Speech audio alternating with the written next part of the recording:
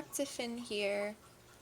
So this is part 2 of bringing him home for the first time. We're just going to do a little inspection, see what's going on. We're going to do a little bit of a more in-depth inspection of his health.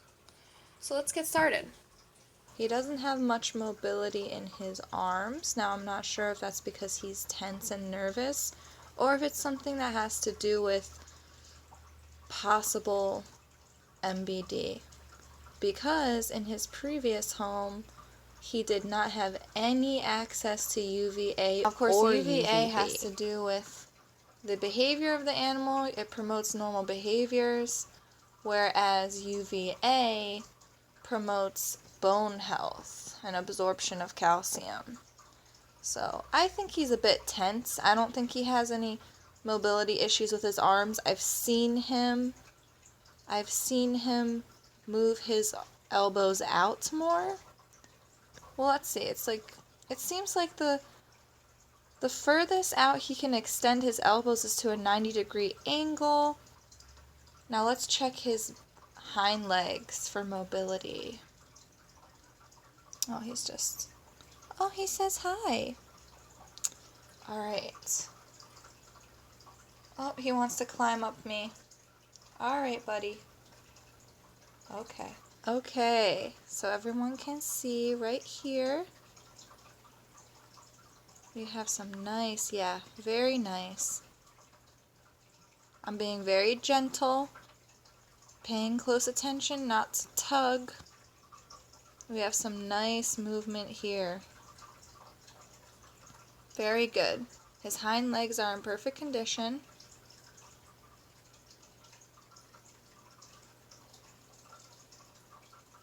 As for this one too, perfect condition. We can put it all the way up, bring it down, all the way up, bring it down. All right, his spine looks good. I don't see any deformities in his spine, at least nothing standing out. His tail's looking good.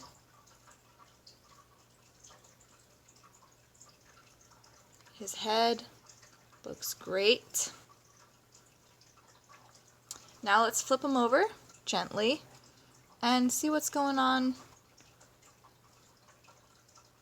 his tummy side. There we go. So it's a difficult lighting, but maybe there we go. If I put it in this lighting, we can see the faint, very faint pores. For any bulge in his pores, I feel nothing. This is great. And it makes sense because when I rescued him, one of the great things about his environment was that he was on reptile carpeting, meaning there was really very little room for error in terms of clogged pores. Let's check his vent, which looks very clean. I mean, keep in mind I gave him a bath. Yeah. His vent is nice and clean. Perfect. Okay, let's let him relax a bit. He's scared. You could see his beard is puffed out just a bit, which means that he's scared or angry.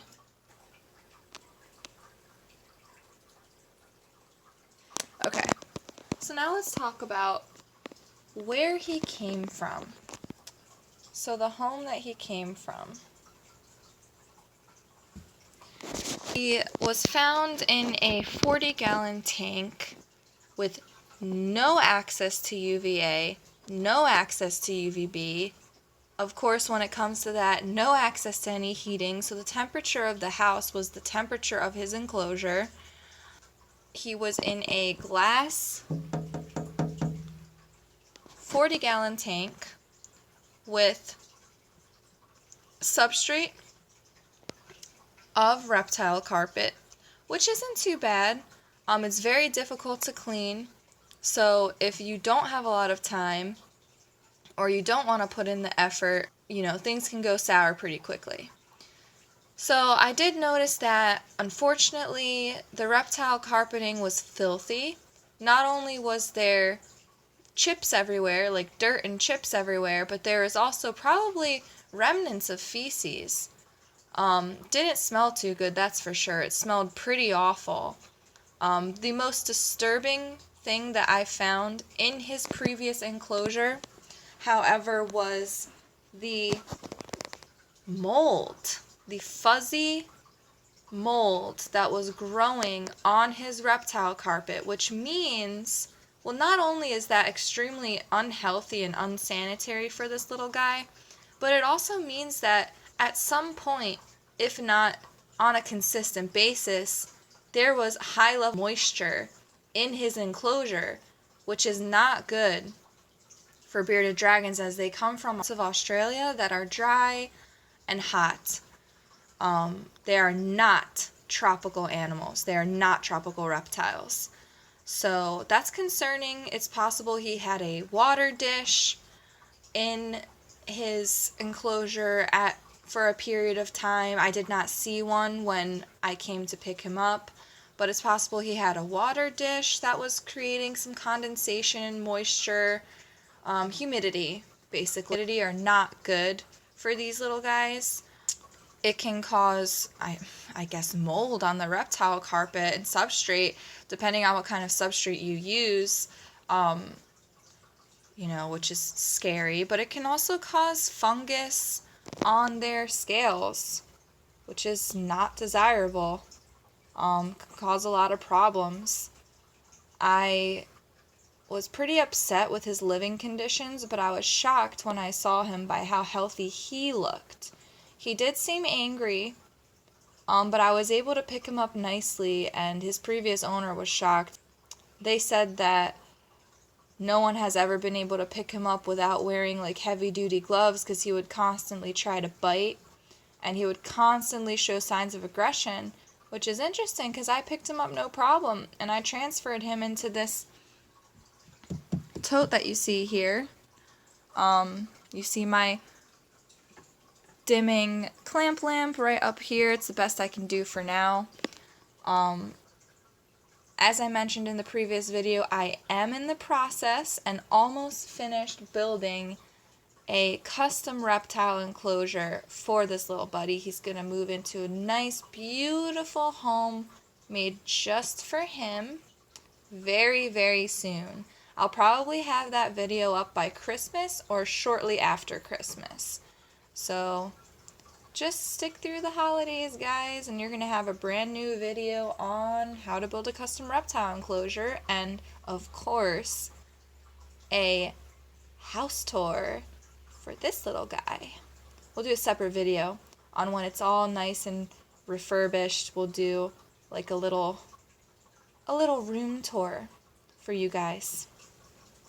So I was also happy when I spoke to the previous owner about his diet. Now, I'm not sure how true it is, but based off of his weight and his health, his visible health, of course, from what I can tell, they were telling the truth, because, he did not seem emaciated, he did not seem hungry, nothing like that when I picked him up.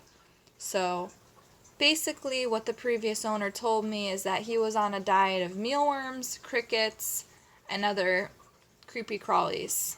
So I'm not sure how I feel about mealworms, especially for a little guy his age. Again, he's only 4 months.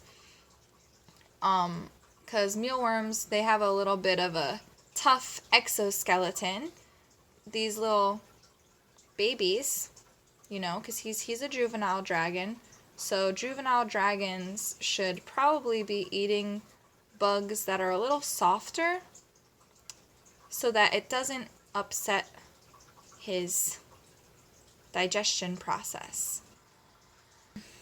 Crickets are fine. Again, crickets kind of gross me out personally because they are so prone to parasites, because they're just kind of dirty and smelly, and I personally don't like feeding my animals crickets. I remember I had a gray tree frog way back when, and I would be feeding him crickets, and honestly, it was not fun. It was not a fun experience.